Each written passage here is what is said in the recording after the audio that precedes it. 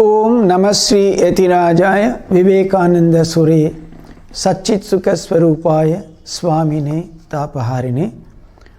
Dear friends, this video recording is at the request of Visiting Pilgrimages YouTube channel, and this is meant for all the viewers, in particular the youngsters of our country. Swamiji was a myriad-minded genius. He was an extraordinary personality. This is how Sister Christine, one of his Western admirers, describes about him. She says, at long intervals of time, a being finds his way to this planet who is undoubtedly a wanderer from another sphere. He brings along with him to this sorrowful world some of the glory, power, and radiance of the far distant region from which he came. He walks among men, but is not at home here. He is a traveler. He tarries but a night. Blessed is the world in which he was born. Blessed, twice blessed are the people who happen to live on this earth at the same time. Blessed, thrice blessed are the few who sat at his feet. So you can imagine what a great personality Swami Vivekananda was. His life can be kind of split up into two halves. The first half related to his own search for the infinite or for the truth. As a teenager, he developed a tremendous quest for finding out whether God really existed. He visited all the famous philosophers and holy men of the time and could not get a satisfactory answer from anybody. Finally, he met Sri Ramakrishna Paramahamsa and asked him the question, "Sir, have you seen God?" He was stunned by the reply. Sri Ramakrishna said, "Not only have I seen God, I can also show him to you. In fact, I see him more clearly than I see you." From that moment, Narendranath, this was the childhood name of Swami Vivekananda, became a disciple of Sri Ramakrishna and struggled for 6 years with him, fighting him at every step to find out the truth.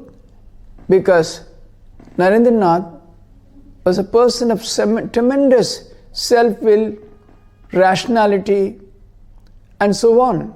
He wouldn't believe anything because somebody said. So it was a tremendous struggle.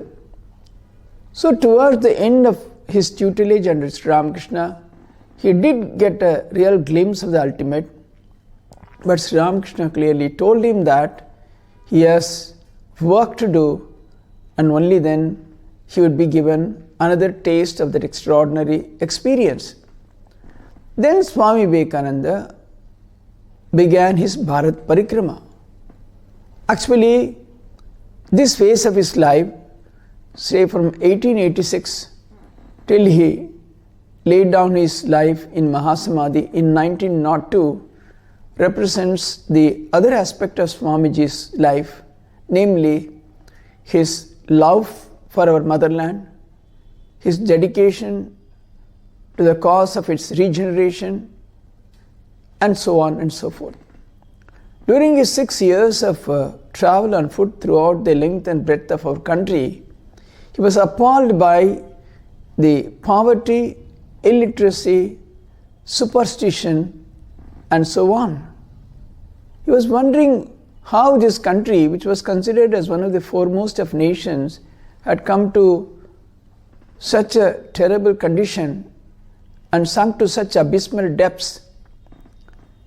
He declared that the one solution for the regeneration of our motherland was the spread of education.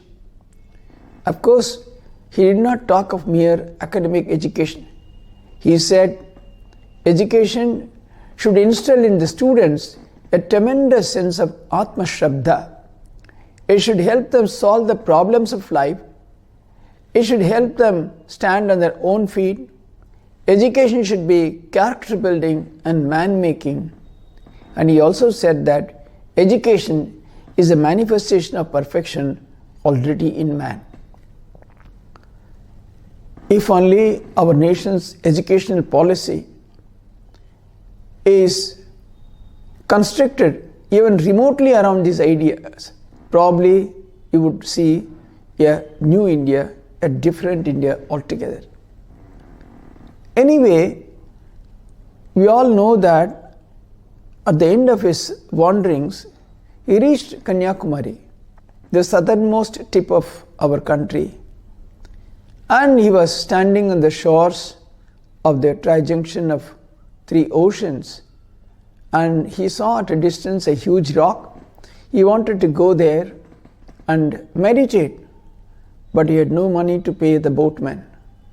So he swam those shark-infested waters, reached that huge rock, and sat in meditation there for 3 nights and 3 days.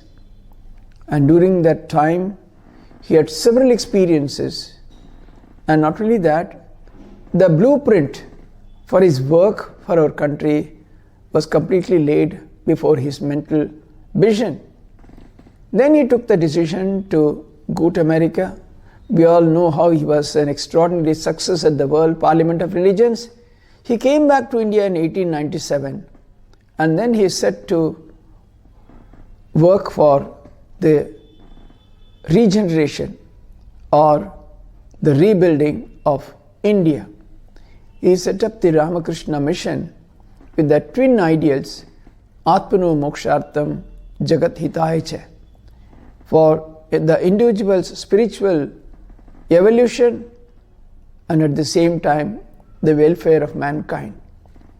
So Swami Vivekananda had tremendous faith in the youth of our country. He said that from the youth would come my workers. They will work out my ideas like lions. He had tremendous faith. He said, we need a band of fiery youths who are ready to lay down their lives at the altar of the motherland. He said, why are you nibbling at so many things all the time? Stop this nibbling. Take up one idea. Think of it. Dream of it. Live on that one idea. Let it course through your blood veins and so on. Let all other ideas be kept aside, and this is the way to success. So he said that our youths should work for our motherland. It's a tall task, a huge ask from the youth of our country, because all the youths are very busy working out their own betterment, their own careers, their own professions and so on. How is it possible? Is it possible somewhere to combine these ideas? For that, we should look at our motherland, see the sorry state of affairs, and feel some kind of a connect with that our motherland. Otherwise, Swamiji's message would never appeal to us. He says, when millions and millions are dying out of hunger and starvation, can you keep quiet? He says, do you feel intensely, day and night, that millions and millions of your fellow countrymen, the descendants of gods and goddesses, have become next door neighbors to brutes? Does it make you sleepless? Does it make you restless? He says, even that is not enough. This is just the first step to become a true patriot. He says, mere frothy talk, mere ideas won't do. Do you have any practical solution? Have you thought about it? Have you worked it out? This, he says, is the second step. And then finally he says, even if the entire world stands against you with a sword in hand, do you still have that courage and that indomitable will to hold on to your views? He says this is the third step, and if you have such ideas, if you have such strong will and such indomitable ideas, power, then he says you can really work wonders. So, somewhere all of us are connected to each other. There are various levels, there are various ideas through which we can connect with each other. But one fundamental idea is we are all citizens of this great glorious nation called India or Bharat. Its condition, its uplift, its well-being, the well-being of the masses, is it not our duty also? Can we look away when millions of people are starving? Can we enjoy a high lifestyle? I don't think that's a good idea of a true citizen. Yes, we all need to do well for ourselves, but can we combine somewhere this idea of individual well-being, individual growth with a larger goal? In so many ways we can contribute. If only the rich of India would willingly part with a small portion of their wealth, probably there won't be such poverty and hunger and so on in our country. So, it is the duty of the educated youth. Swamiji says, I call each one of you a traitor who, having been educated at the expense of the masses, the one who does not pay even the least heed to them, he calls them traitors. Many of the students who study in such institutions like engineering colleges, medical colleges, even in other colleges, they should understand that all this is coming at the cost of something. Every taxpayer is contributing to it. Not only that, every farmer, every laborer, every farmer who has committed suicide has contributed in some way or other for this. So, it's our duty to give back something to the society. You can't just keep your eyes shut and work out only for your own comfortable living. While you need to have a career, you need to earn for yourself, you also need to care for others, do something for others. Probably, it is in this context, Swami Vivekananda's beautiful idea of Atmano Mokshartham Jagat Hitaya Cha, which he placed before the Ramakrishna mission, becomes very relevant and valid. Because you see, this idea can be understood at various levels. At the highest level of human evolution, it means total spiritual growth or spiritual awakening or spiritual fulfillment, and such people would hardly need anything from the world. So they would always be only willing to contribute, to give. But this ideal can also be understood at even lesser levels. Atmano Mokshatam can be broadly understood as the growth and welfare of the individual. Jagat Hita similarly can be understood as doing something for other. If each one of us can take a resolution that, yes, in my life, I will ensure the well-being of at least 10 more people. I will contribute for the growth and development of at least 10 more people in my life. I can tell you in no time our country will be transformed. If every educated youth takes it upon himself that I will at least make 10 people literate. Imagine the idea of illiteracy will be totally eradicated from our country. If every educated Indian, every earning Indian feels that, yes, 1/100th of my earnings I will contribute towards feeding the poor and the hungry, probably there won't be starvation deaths in our country. So, somewhere we need to synergize our efforts, our thinking, our orientation. We should understand this Swamiji's idea of Atmano Mokshartham and Jagat Hitaya Cha very deeply.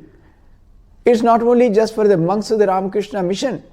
It's not just for those who are at the highest level of spiritual evolution, those who are aiming for the highest moksha or mukti of life. No, it's for every citizen, for every Indian. That's why Swami Vivekananda said, renunciation and service are the two national ideals of India. Intensify them on those channels the rest will take care of themselves. So, this Atmano Mokshatam Jagat Hitaya Cha, how can it be worked out? It can be worked out only if we understand properly the twin ideals of India which Swamiji talks about again and again, namely renunciation and service. The moment you try to give up something, the moment you renounce something, immediately that would result in some service or seva for anybody else. That has been the tradition of our country, that has been the culture, the hallmark, the special characteristic of our country. Unfortunately, we are moving away from all that because of some other influence. So, what is the concept of mother in our country? She would serve everybody. She won't keep apart anything for herself. She would sacrifice everything and serve the children, serve the other members of the family, and that is how she would ensure the well-being of the whole family. Do you think that was she deprived in any way? Was she unhappy? Was she sad? No. She was always full of joy, full of peace, full of happiness because of her service, because of her sacrifice, the entire family was being looked after and everybody was feeling so comfortable. So that has been our tradition. What is the idea of teachers of our country? They were called gurus. The word guru literally means one who removes darkness. What is the concept of gurus? It used to be Gurukula Siksha. Children would study staying with their teachers, and the teachers would even feed the children, take care of them. Of course, in a simple way, there was no luxury, but the teachers would give everything to impart knowledge, asking for nothing in return. So how could the brilliant citizens of the country were created or nurtured? By the sacrificing teachers. They would sacrifice everything and serve their wards or students. In the same way, in every walk of life, today all of us are safe because thousands and thousands of our soldiers are braving minus 30 degrees centigrade cold and chillness, and they are guarding our borders. Should we not think of them? So you see, wherever you look around, our well-being, our happiness, our comfort is tremendously, inextricably linked to what's being done by so many others. So service is inbuilt, it's part of the very existence. That's why the Gita always talks about the idea of yajna, sacrifice. What is the idea of yajna? Why people are doing yajnas in the ancient days? It was not for nothing. It's in symbolism, symbolic of whatever we get from the Prakriti, and we have to give something in return as a mark of that, as a sign of returning something to the nature. They used to do these oblations.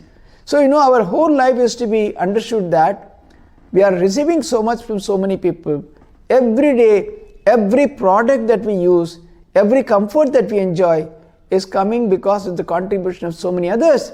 So in the same way, if we also build our life, that how we can contribute for the meaningful life and welfare of others, probably we'll have a totally new India.